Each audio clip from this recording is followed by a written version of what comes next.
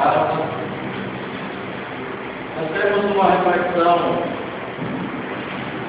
lá no final da noite, que se encontra no capítulo 17, do 17, do livro do Evangelho segundo o Espiritismo. O tema seja perfeito. Vamos escutar esses minutos que temos aqui nessa noite, refletindo a respeito dessa passagem do Evangelho, de uma maneira a transportá-la dos tempos de Jesus para os dias atuais.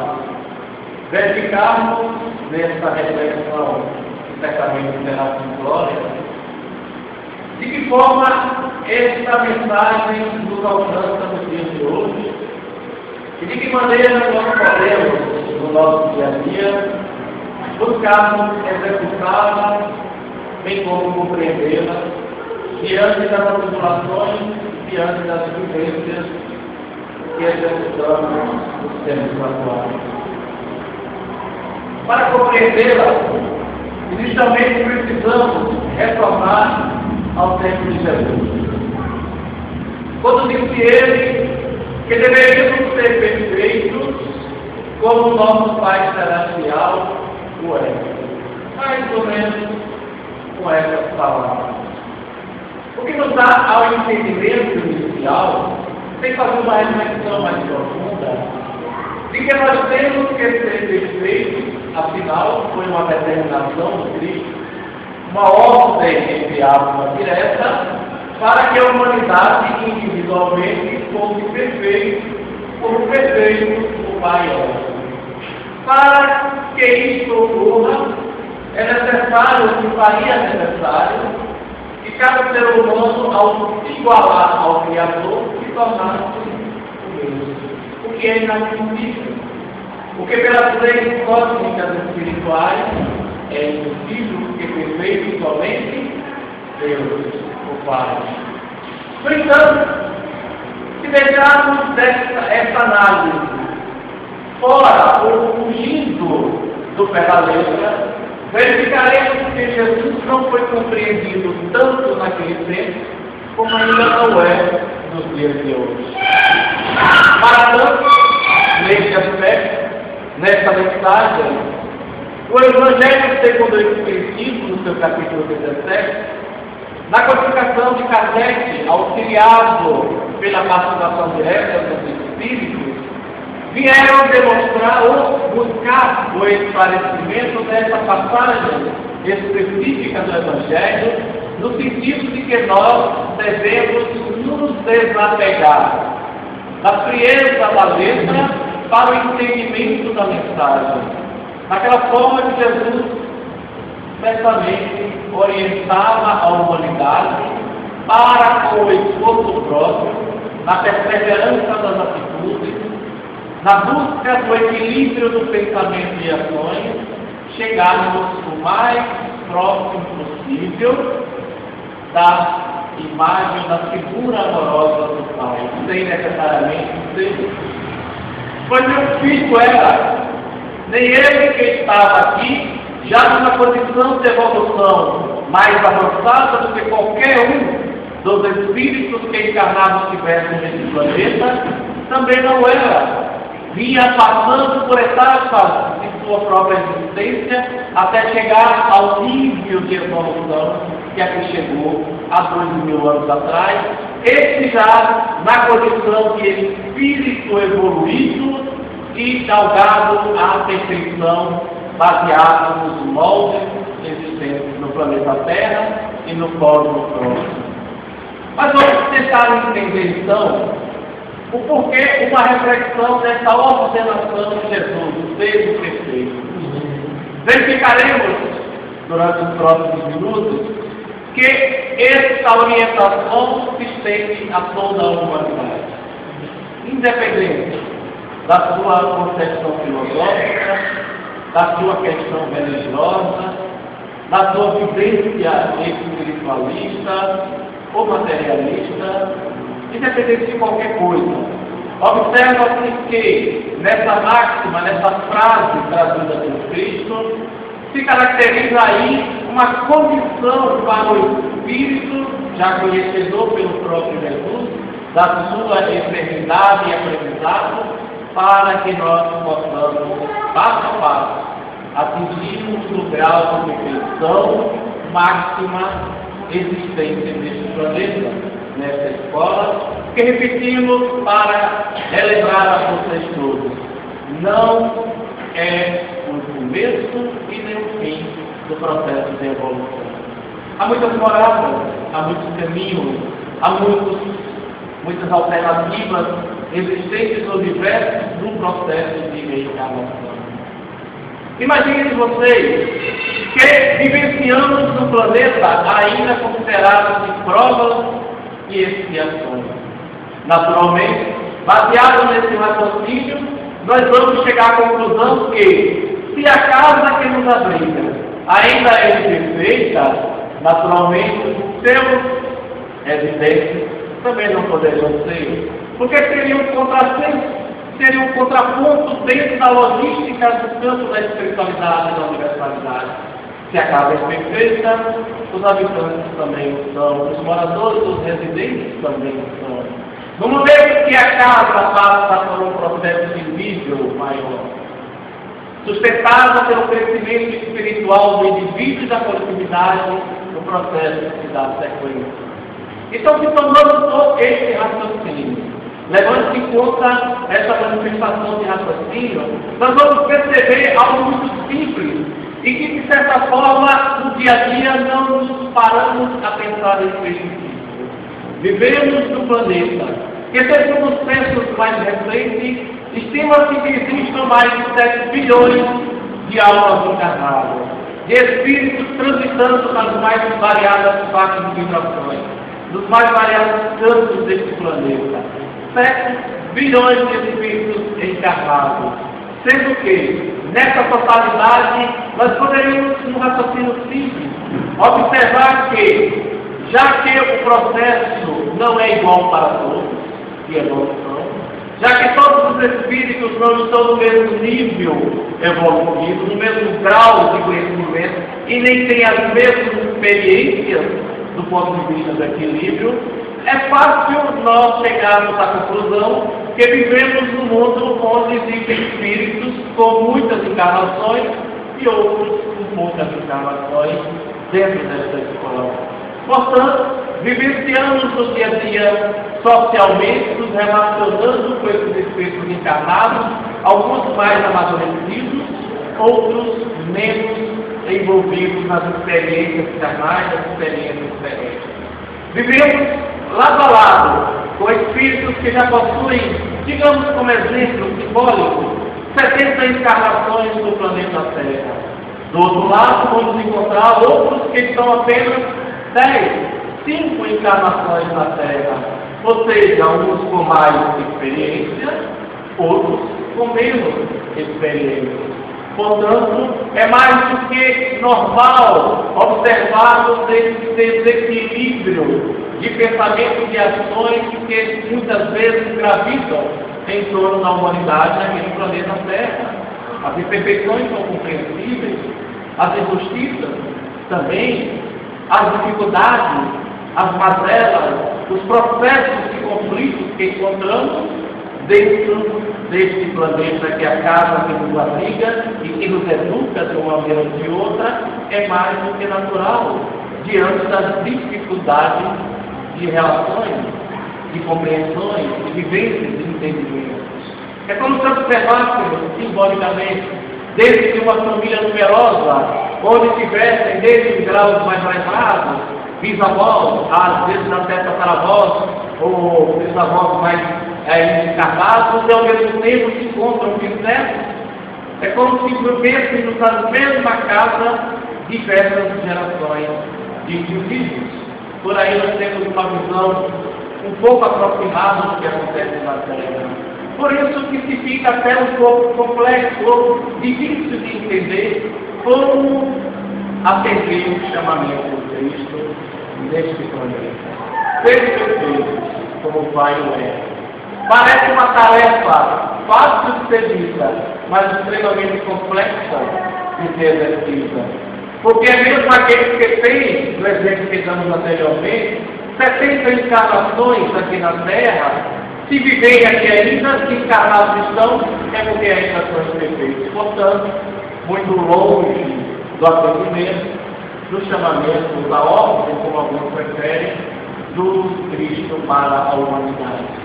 Mas é preciso que só observe a essência da mensagem, não o pé da letra da mensagem. Se percebe que Jesus, conhecedor, muito mais experiente possível da realidade do homem aqui no planeta Terra, mesmo há 2000 anos atrás, já entendia a alma humana como muitos não entendiam, sabia que isso ainda não estava ao alcance do ser humano aqui na Terra. No entanto, era preciso orientar, era preciso lançar a semente para que instalasse no íntimo do inconsciente do ser humano, no sentido de que ao longo da sua existência isso fosse ficando cada vez mais claro no propósito divino. O modelo para chegarmos ao Pai, aqui no planeta Terra, bem como as mais diversas moradas do universo, passa pela evolução, pelo crescimento, pelo progresso, pelo desenvolvimento, pela disciplina, pela perseverança, pelo esforço que se faz para buscar essas conquistas interiores, que é um tesouro tão narrados nos evangelhos e tão elevados na concepção do ser humano. É preciso que nós busquemos essa missão íntima, que é exclusivamente individual, para que o coletivo seja beneficiado. Nós temos a convicção, enquanto espíritas, de que somos espíritos em processo de desenvolvimento, de crescimento, de processo educativo, pedagógico, que as mais variadas lições ocorridas dentro aqui da nossa sociedade, no processo de encarnação de cada um, são lições que interessam ao crescimento dessa ou daquela alma, dentro daquele espírito. A partir dessa compreensão desse raciocínio mais simples, nós vamos perceber que as escalas evolutivas vão sendo nos apresentadas no processo da progressão da vida do espírito, para que um dia sim possamos atender a esse chamado do Cristo e nos aproximarmos o mais próximo possível dessa condição de perfeição aqui na Terra. Pois ele, já no início do Espírito, é um modelo guia para a humanidade. E veja que isso foi dito no século XIX, em meio a muitos outros modelos e guias que a humanidade teve e tem até hoje. No entanto, os Espíritos, numa única palavra, ao responderem a Kardec, demonstram claramente o exemplo de segmento de vida e crescimento espiritual que deveríamos ter. Reconhecemos em Cristo, reconhecer em Jesus as suas virtudes e as suas capacidades exercidas durante o tempo que esteve encarnado, no sentido do progresso e do crescimento, buscando reconhecer nele as condições que necessitamos enquanto modelo de guia para nos aproximarmos dessa transformação necessária que o Espírito deve ter e que não vai ocorrer numa encarnação somente. Por mais que estejamos aqui na Terra, por mais que nos seja concedido tempo necessário no mundo físico, nós ainda aprenderemos e vivenciaremos o mínimo necessário para o nosso conhecimento. Porque nunca é demais deixarmos de relembrar. Não somos perfeitos, não vivemos num mundo de perfeição, não vivemos numa sociedade justa, não vivemos num ambiente de solidariedade coletiva, de fraternidade coletiva, nem tampouco de compreensão coletiva, muitas vezes individuais, mas não na essência da coletividade. Vivenciamos experiências no nosso dia a dia que nos comprovam claramente de que os nossos tropeços na existência são muito mais comuns do que o nosso caminhar mais acelerado. Portanto, a tarefa se faz necessária. Com perseverança, como nos ensinava Kardec, com a necessidade, com a necessário alerta que devemos ter diante das circunstâncias do mundo. Sempre estando no mundo sem ceder, para compreendermos a essência dessa mensagem que nos mostramos. O raciocínio que podemos fazer dentro dessa mensagem, contida no capítulo 17 do Evangelho segundo o Espiritismo, passa essencialmente no exercício da caridade. Já ensinou os Espíritos na doutrina que somente pela caridade nós avançamos e nos salvamos.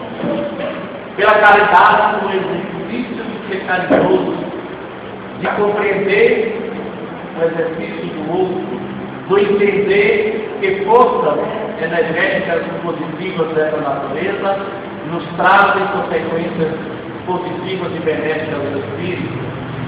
Porque a caridade deve estar dentro do centro do pensamento de cada um de nós. Mas como se dá essa caridade? Como está lá no capítulo 17 do Evangelho segundo o Espiritismo? Será que essa caridade se dá somente no alimento? Somente no vestir? Somente no trazer algum benefício material para o outro?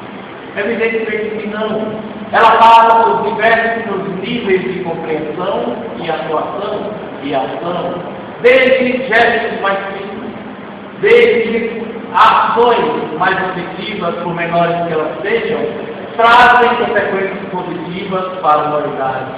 Notadamente no ambiente tão turbulento e complicado que vivemos nos tempos de hoje ainda.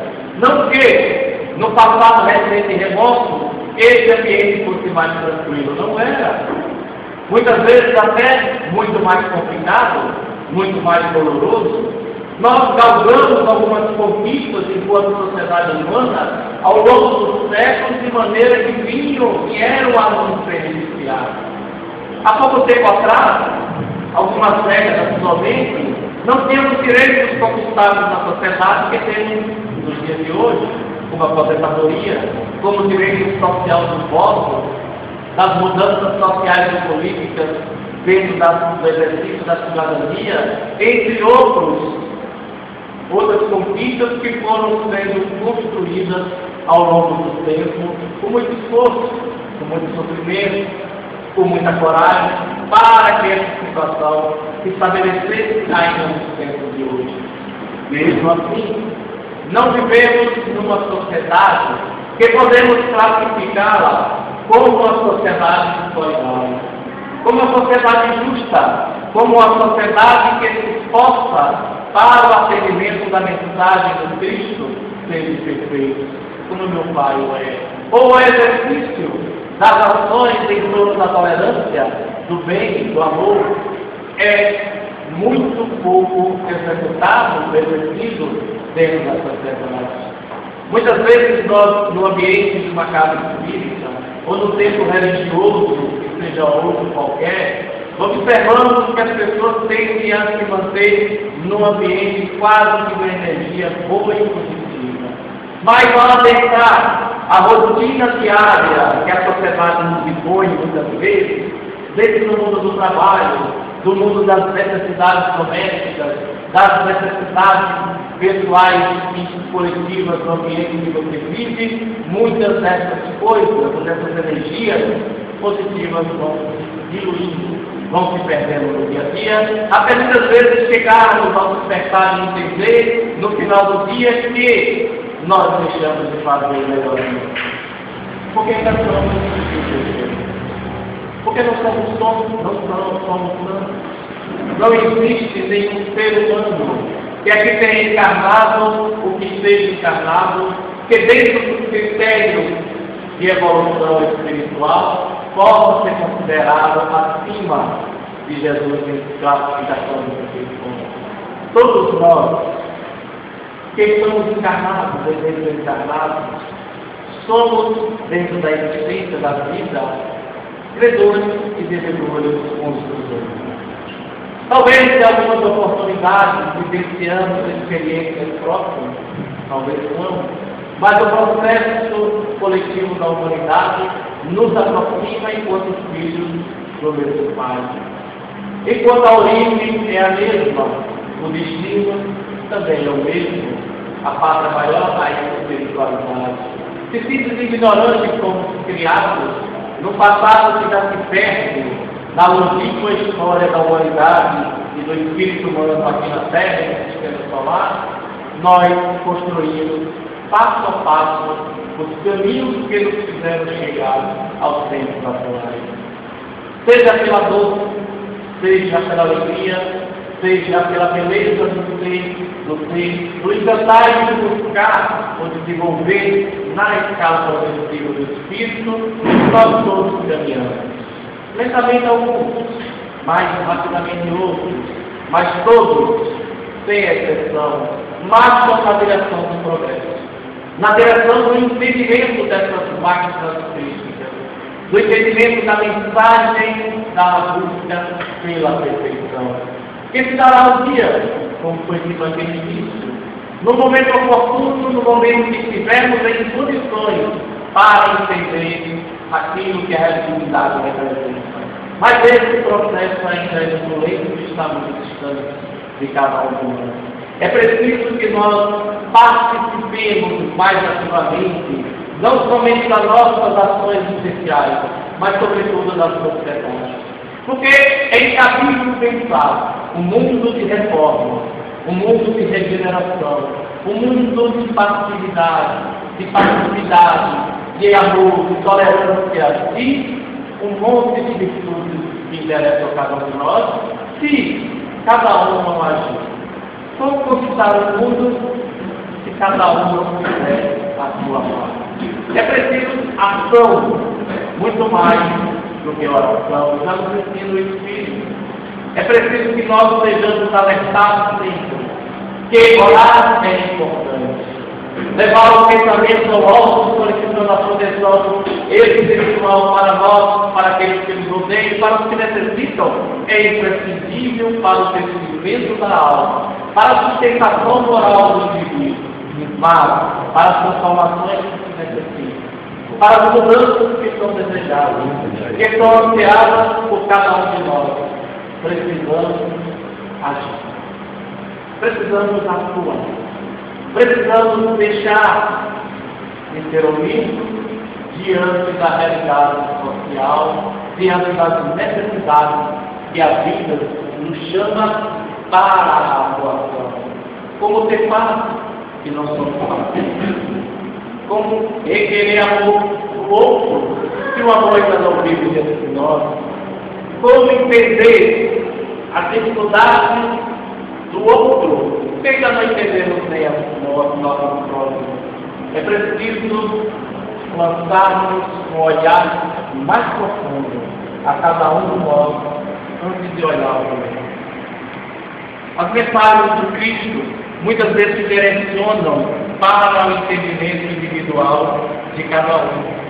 No sentido de que esse homem de bem, tão propalado no Evangelho segundo o Espiritismo, essa caricatura, essa figura do homem desejado para o planeta Terra, para ser construído, para ser uma realidade, uma vivência existencial, precisamos agir, precisamos atuar, precisamos deixar de lado a nossa condição muitas vezes de inferioridade diante de determinadas situações, nos elevarmos em coragem, como Cristo fez, como Ele nos ensinou, como os principais modelos da humanidade nos ensinaram, demonstraram com sua coragem e perseverança que as mudanças primeiro partem das ações.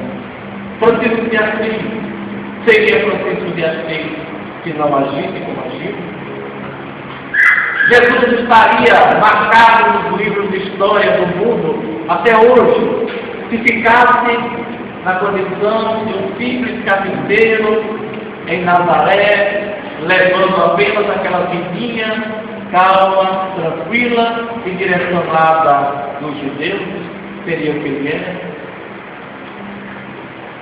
E tantos outros exemplos que nós temos, que demonstraram virtudes e coragem, que participaram ativamente nas mudanças necessárias para o mundo, que tiveram a hombridade, a perseverança, sobretudo a coragem de serem eles mesmos, e não que a sociedade ou o mundo desejava que eles fossem, que muitas vezes nos torna prisioneiros de nós mesmos.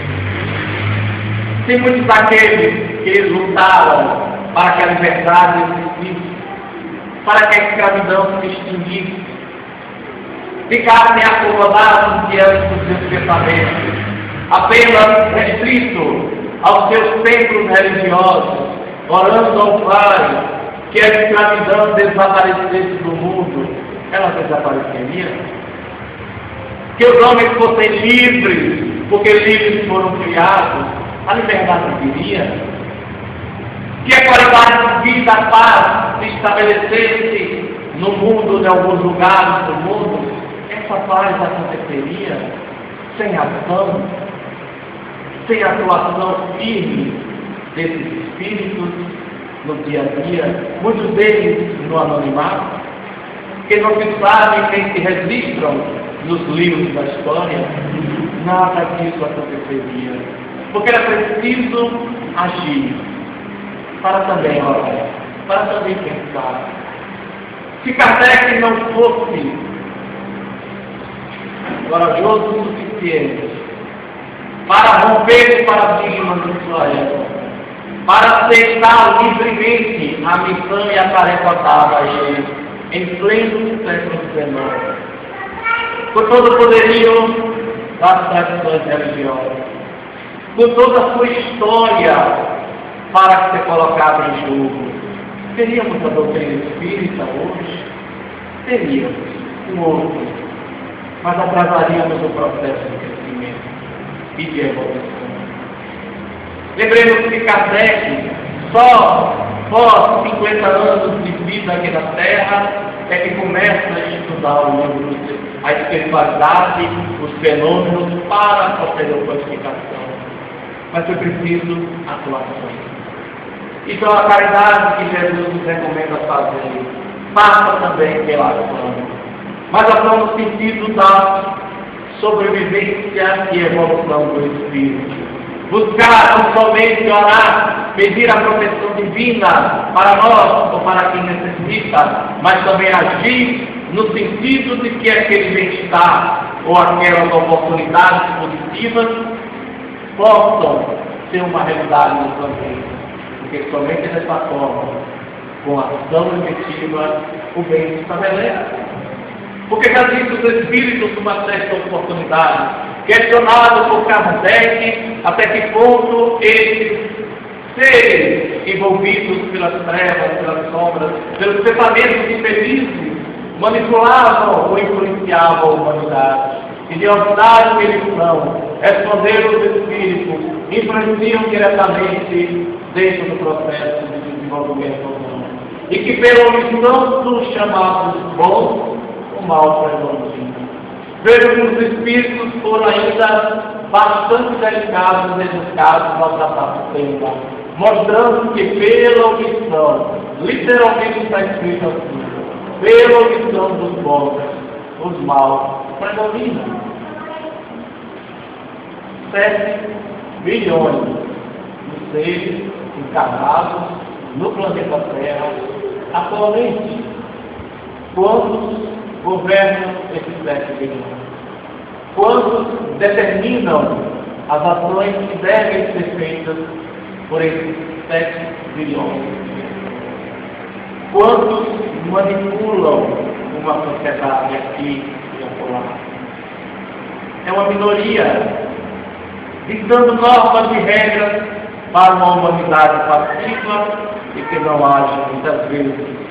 Nós sabemos e temos as informações todas para isso, mas recuamos muitas vezes pelas nossas ausências de condições de reação àquele momento. Mas é preciso participarmos da sociedade para que esse homem de bem nasça, para que esse homem de bem, transcrito no Evangelho segundo o Espiritismo, se estabeleça dentro da humanidade. Vejam o que os Espíritos dizem que ainda precisamos fazer para sermos homens de bem. Qual é a característica do mesmo, segundo o Evangelho? É aquele que pratica a lei de justiça, de amor e de caridade na sua maior pureza. De justiça, de amor e de caridade na sua pureza. 3. É um tripé que sustenta o homem de bem na terra. Estamos sendo assim, nos esforçando a ser assim, nos entendendo a ser assim. Será que o homem de bem, essa figura que tanto desejamos ser, para merecermos o amor próprio, o amor divino e o respeito dos espíritos elevados, é uma utopia para o planeta Terra? Ou nós estamos nos esforçando bem menos do que poderíamos fazer dentro da realidade espiritual? Continua dizendo os espíritos: se ele interroga a sua consciência sobre seus próprios atos, pergunta se não violou essa lei, se não praticou o mal, se fez todo o bem que podia, se desperdiçou voluntariamente a ocasião de ser útil, se ninguém tem que se queixar dele, pergunta enfim, se fez aos outros tudo o que desejava que os outros fizessem a ele. Essa é a característica do homem de bem desejado. Será que a humanidade está perto disso? Será que estamos assim, queremos ser assim, precisamos ser assim? Claro, é lógico que os Espíritos nos entendem bem mais do que nós próprios e sabem que eles estamos distantes desse processo de desenvolvimento, mas nos dá o caminho. Como o próprio Jesus nos forneceu os mesmos caminhos para que pudéssemos, no momento do amadurecimento de cada um, compreendermos essas ilações espirituais e o entendimento que pudéssemos dentro do processo. É preciso, é uma necessidade, faz parte do nosso desenvolvimento de despertar esse entendimento, para que assim possamos, no tempo adequado do amadurecimento, encontrarmos os caminhos do equilíbrio necessário para que esse homem de bem se estabeleça gradualmente dentro da nossa intimidade espiritual. Mas é um processo lento. Ninguém tem dúvidas disso. Aquele que diz que é fácil está enganando e mentindo. É difícil. É um processo de grandes dificuldades. Convivemos, como já foi dito aqui, no mundo imperfeito, no mundo da sociedade ainda transita na imperfeição, caminha a passos largos para a materialidade e a passos curtos para a espiritualidade, onde o imediatismo é o referencial forte que impressiona, que impacta as decisões de cada um de nós no dia a dia, a sobrevivência, as dificuldades materiais que nos angustiam, nos atormentam, os declínios da alma que se transportam e se distribuem resultando em doenças psicossomáticas que começam na alma e terminam no corpo físico, que passam por os processos de deficiência emocionais, de desequilíbrios psicológicos, de ausência de afetividade dentro do ambiente familiar, nas relações de trabalho, nas relações sentimentais, nos envolvimentos amorosos que muitas vezes cansam-se e caem na rotina e muitas vezes no desrespeito para com o outro. É preciso que se perceba essa gravidade do momento da família e da sociedade como um todo. Uma juventude apática, uma classe adulta muitas vezes acomodada nos processos rotineiros da sobrevivência social, que não percebem muitas vezes os seus despertares, suas próprias necessidades, para se construir este homem que desejamos ser, homem no sentido de humanidade, não de sexo, não de diferenciação biológica, mas o homem enquanto humanidade, enquanto ser cósmico, enquanto ser universal, enquanto ser crístico, enquanto espírito em ascensão, em evolução. Esse despertar nos ensina Joana de Ângeles, ainda adormece na alma do ser. O homem velho sobrevive, o homem novo ainda adormece, de um modo geral, dentro da sociedade. Mas o alerta veio sendo dado a cada momento, desde o surgimento ou o ressurgimento das mensagens espirituais no planeta Terra. Caminhando ainda nessa reflexão no capítulo 17, vamos encontrar lá uma mensagem que direciona especificamente para os espíritas, para os trabalhadores que construíram o movimento, que fizeram que a doutrina, depois de mais de 150 anos de existência na Terra, fosse levada pelos mais variados cantos do planeta Terra, mesmo que o seu sopro tenha sido leve, quase que inexistente para algumas regiões e quase que um furacão em outras, especialmente em países como o Brasil, onde sua força chegou muito mais pungente, mais vigorante do que nos chamados países do mundo velho, da Europa, do Oriente e de outros, que ainda não despertaram adequadamente para os princípios que é a essência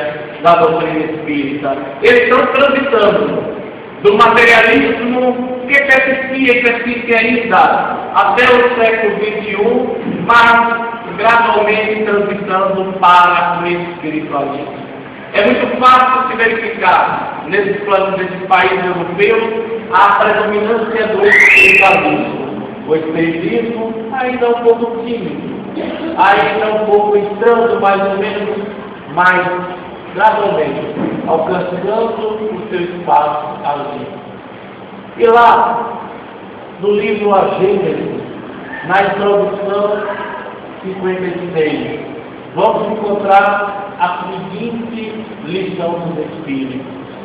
Com o auxílio das modas luzes, trazidas pelo Espiritismo e pelos Espíritos, o homem compreende a solidariedade que une todos os seres. A caridade e a fraternidade tornam-se. Veja a determinação espiritual, muito semelhante à ordem, entre aspas, do Cristo, objeto da reflexão da noite. Tornam-se uma necessidade social.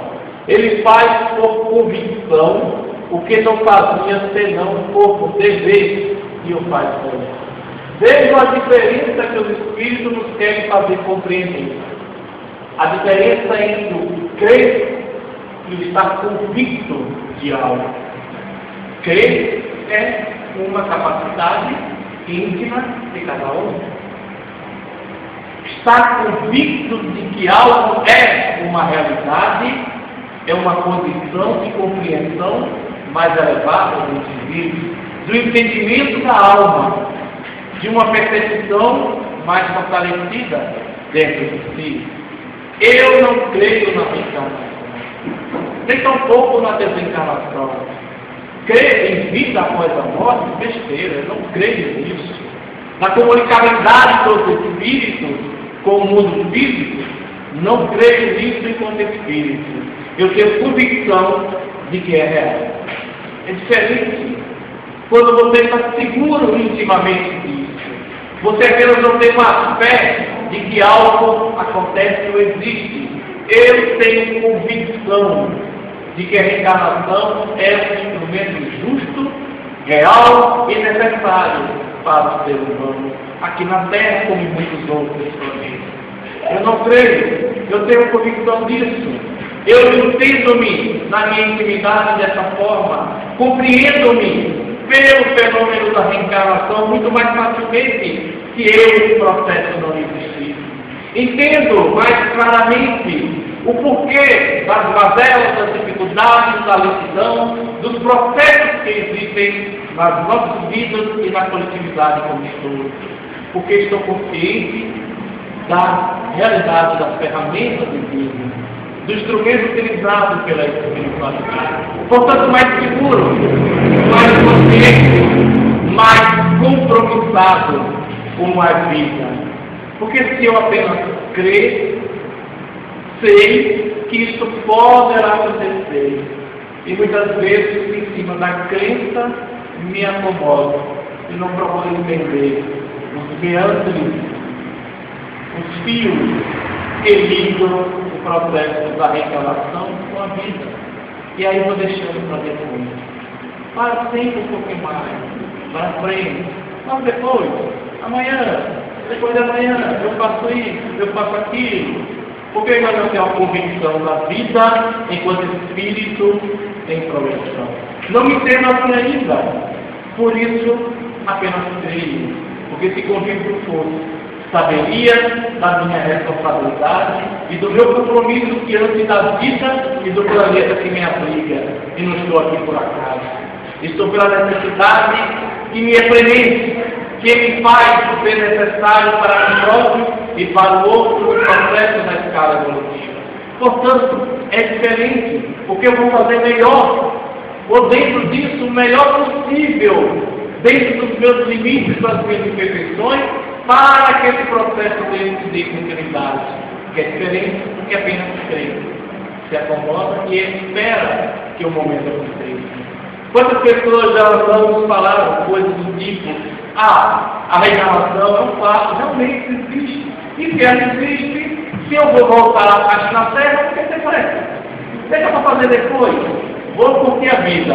Quando eu tiver lá meus 60, 70 anos, vou cuidar dos outros. E vou, quem sabe, fazer alguma coisa por essa, aquela casa física. Esse apenas crê. Não entendeu ainda a sua participação na existência. Não está convencido da responsabilidade da reencarnação. E também não compreende o processo espiritual. Se levará tempo, mas haverá de amadurecer.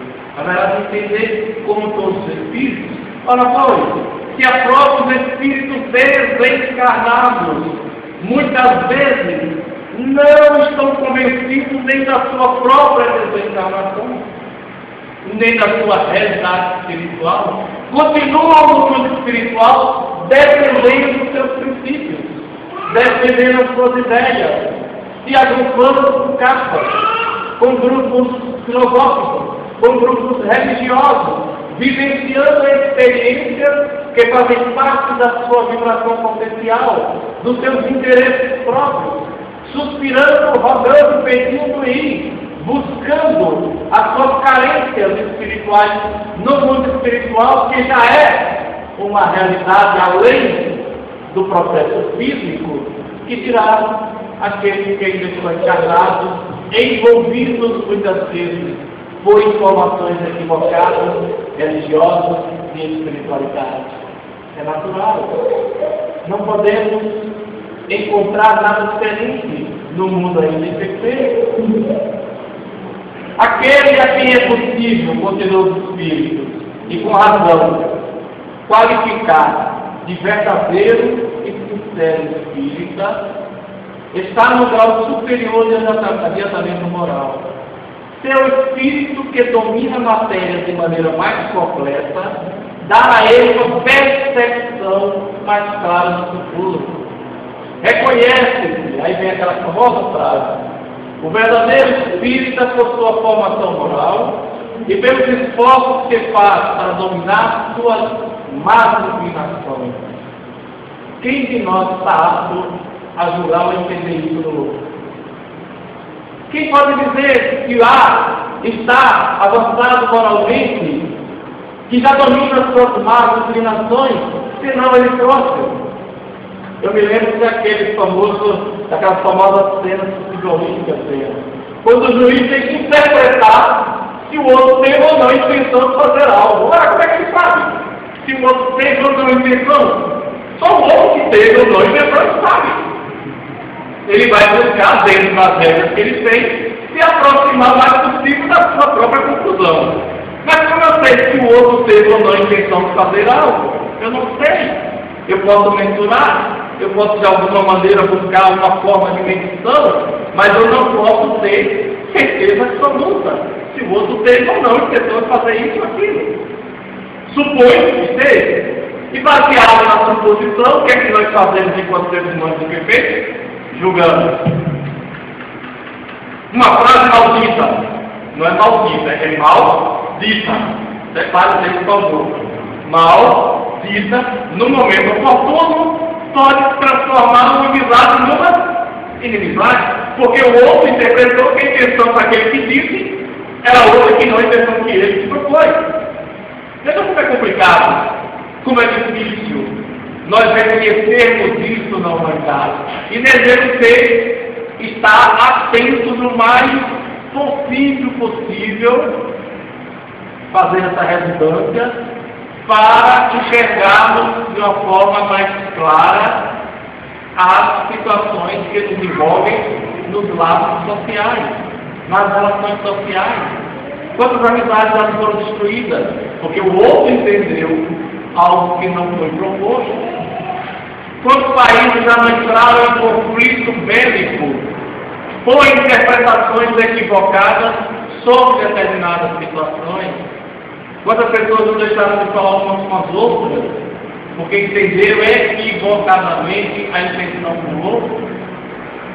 Quantos não julgaram Jesus em 2000 anos? Mataram em nome dele,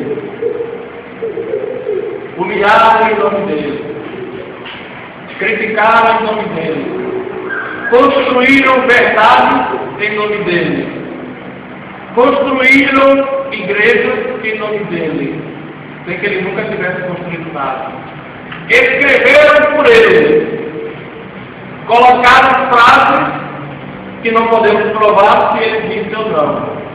Enfim, são muitos exemplos dentro da história da humanidade que vão demonstrando claramente o quão difícil é não somente reconhecer o espírita pela sua formação moral, pelos esforços que ele faz, mas como toda a humanidade. É uma tarefa que necessita de ter sensibilidade. Não mediúnico, não necessariamente. Sensibilidade na alma, de entender o que o outro está, ou se aproximar ao mesmo. O outro, ser humano, não importa onde ele esteja, é preciso compreender. Por isso, muitas vezes, Beto, eu acho a tarefa do juiz extremamente complicada, porque ele julga baseado em valores que muitas vezes é dele somente, mas não necessariamente são necessários naquele momento. É uma tarefa de grande peso dentro das relações sociais, entre outros. Porque não é fácil, é difícil. Uma pessoa chega para você, relata da maneira mais, entre aspas, sincera, de que o fato ocorreu daquele jeito. Você só tem duas alternativas. Acredita ou não acredita? Se não acredita, tem que buscar os fatos que comprovem aquela situação narrada e defendida. Então, é algo muito difícil dentro da humanidade que nós sabemos ainda ser perfeito. Notadamente, dentro do movimento espírita, isso também é uma realidade. Porque o espírita não é um ser humano especial. Não é um ser humano diferenciado do outro. Ele é um ser humano. Se encarnado está, imperfeito ele não é. Se assim está, em vivências de provações e expiações, também está. Não importa se ele tem 70 encarnações de experiência aqui na Terra, ou se ele tem 7. Ele está passando por experiências pedagógicas da alma. Mas é o caminho que os Espíritos nos ensinam, nos orientam e que eles mesmos levam para si esse conhecimento, que também estão em processo de evolução. em processo de crescimento espiritual, para que nós saibamos aproveitar da melhor maneira que pudermos as experiências da Terra, no sentido de que, ao retornarmos o mundo espiritual, quando assim for necessário, tenhamos andado alguns passos a mais na existência do crescimento, sem necessariamente buscarmos nenhuma santificação, nenhum estilo ou modelo que seja exemplo para cada um.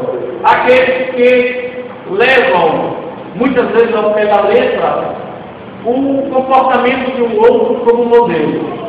Cada um. A doutrina espírita não nos diz isso, não nos orienta a seguirmos modelos, mas modelos e guia que é Jesus. Não nos diz, seja igual a Kardec. Não nos diz, seja igual a Chico Xavier. Não nos impõe e nem nos orienta, seja igual a fulano ou cicrano. Ele nos diz, tenha como modelo de existência Jesus, para um dia chegarmos ao nível de crescimento que ele já estava há 2000 anos atrás. E isso se levará ainda muitos passos nas existências futuras. Mas cada um de nós podemos, passo a passo, ir lá. A existência de cada um de nós, dentro dessa reflexão, passa por algumas ferramentas de extrema importância na vivência do dia a dia. Aprender a conhecer. Não somente a vida, a conhecer o outro, a conhecer quem convive com nós, quem está durante algumas horas do nosso dia no nosso ambiente de trabalho, quem é aquela pessoa que está vivenciando e partilhando, compartilhando situações dentro dos nossos lares, sejam filhos, sejam maridos e mulheres, sejam outros parentes sanguíneos ou até não sanguíneos. Quem são essas pessoas? Eles, acima de tudo, questão 919 do livro dos Espíritos. Conhece a Deus, aprenda a conhecer a pessoa, procure entender quem você é, sabedor das suas deficiências, busca devagarzinho lapidá-las, melhorá-las da maneira que for. Numa vida só não dará tempo, numa existência ou numa existências não haverá tempo suficiente para aquela lapidação, porque somos residentes etapas por etapas durante a vida. E muito daquilo que construímos no passado ainda está impregnada nas nossas consciências, nos nossos atos, nas nossas ações, nos nossos pensamentos, direcionamentos, ainda faz parte do reflexo de que somos na existência espiritual. Mas aprendendo a nos conhecer, vamos avançando um pouco mais, para aprender a fazer, a agir, a atuar enquanto agentes sociais que somos, enquanto agentes espirituais que somos.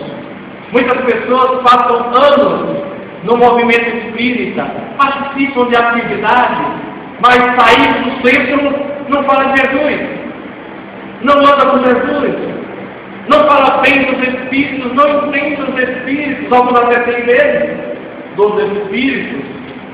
Alguns não compreendem a espiritualidade, vivenciam muitas vezes 10 anos em atividades mediúnicas, não esclarecem lá fora as pessoas o que é. Muitos continuam ignorantes na sociedade, confundindo o espiritismo com umbanda, candomblé e por aí vai. No Rio de Janeiro chega um ponto de confundir com macumba, porque falta esse esclarecimento maior, mais efetivo lá fora, individualmente, porque as instituições já vêm fazendo isso, através de palestras, através de cursos, de semanas espíritas, já vem colaborando para essa eliminação gradual do preconceito e da ignorância, mas individualmente ainda somos frágeis, somos carentes, não levamos Jesus para o trabalho, muitas vezes nem para casa.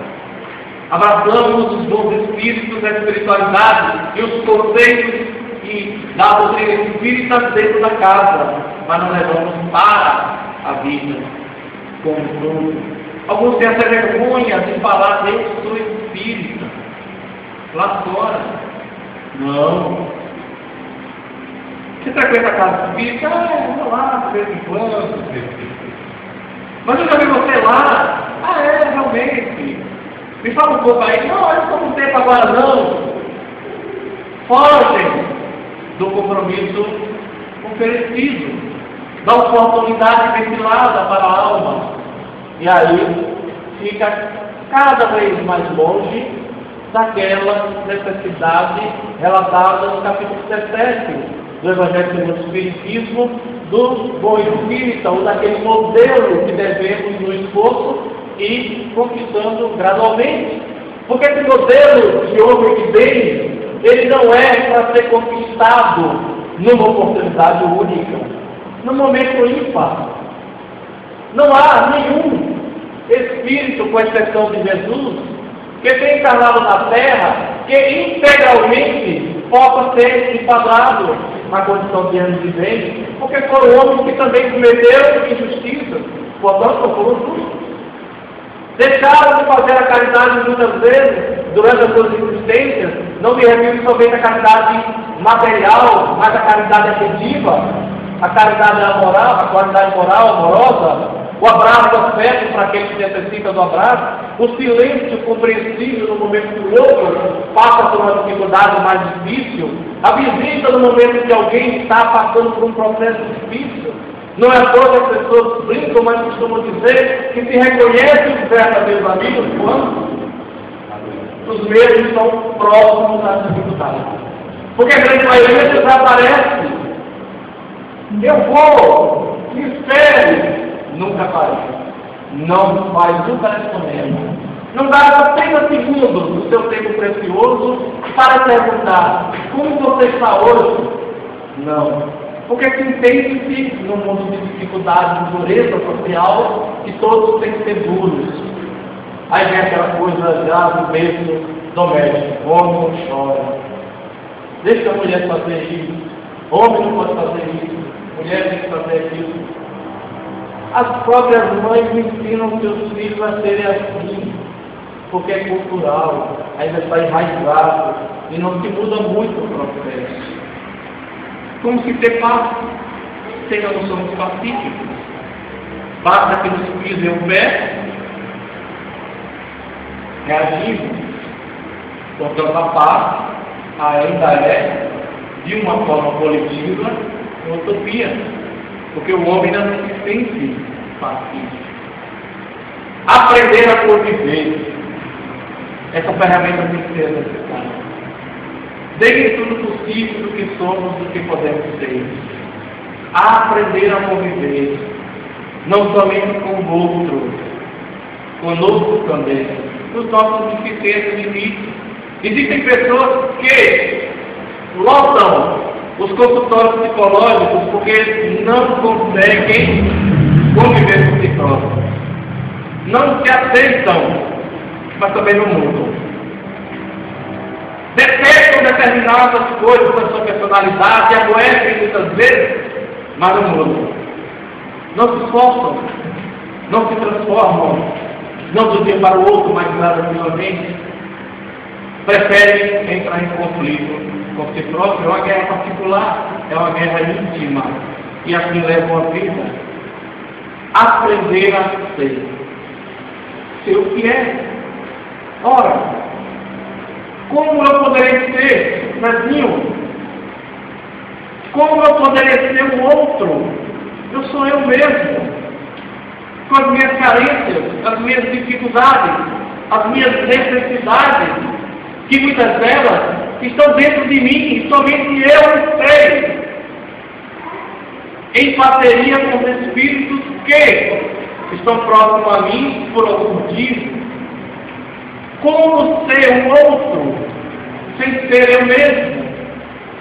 Precisamos quebrar esses grilhões da vida. As pessoas costumeiramente se algemam todos os dias. Eu não posso isso. Eu não tenho condições de fazer isso.